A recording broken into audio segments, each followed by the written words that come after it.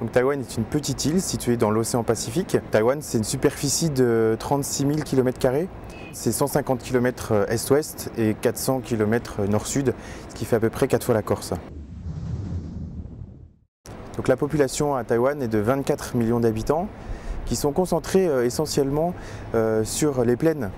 Et comme Taïwan est une île montagneuse avec 65% de montagnes, ça veut dire que Taïwan, et ici Taipei, c'est une des villes les plus peuplées du monde avec une des plus hautes densités de population mondiale. On pourrait dire que 60% des Taïwanais parlent ce qu'on appelle le taïwanais. C'est cette langue qui est très proche d'un des dialectes chinois de l'autre côté du détroit de Taïwan. Ensuite, la langue officielle qui est parlée dans les écoles, qui est parlée dans les médias, c'est le mandarin, le chinois mandarin. Et puis il y a quelques langues aborigènes.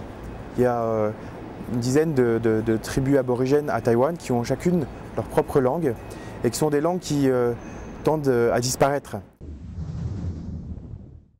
Donc, ce qui fait l'identité de Taïwan, c'est son passé historique qui est un petit peu particulier. D'abord, Taïwan est peuplé à l'origine par ce qu'on appelle les aborigènes, qui sont ces populations qu'on retrouve aux Philippines, qui sont venues peupler Taïwan dès les origines.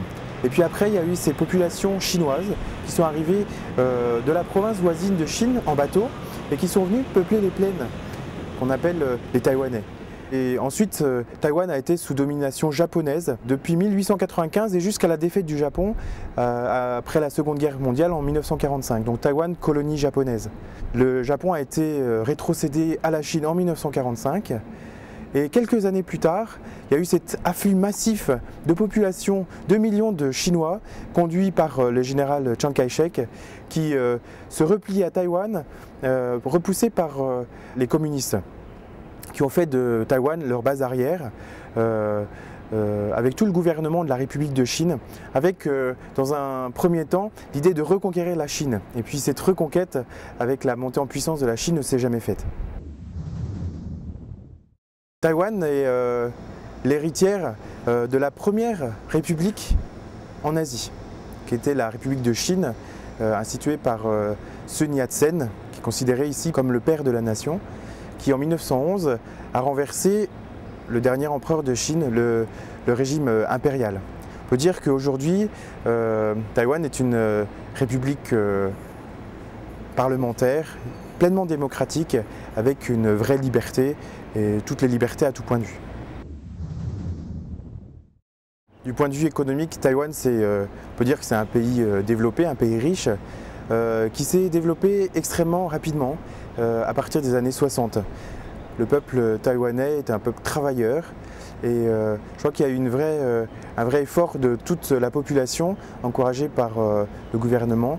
On disait chaque maison doit devenir une usine, donc tous les Taïwanais se sont mis à travailler chez eux pour développer le pays très rapidement.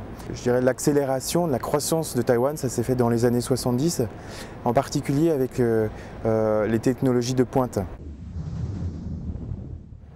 Donc Taïwan, du point de vue religieux, c'est d'abord les religions traditionnelles chinoises, ce qu'on appelle la religion populaire, qui est la rencontre du taoïsme, du bouddhisme, de toutes sortes de croyances du peuple chinois, du culte des ancêtres.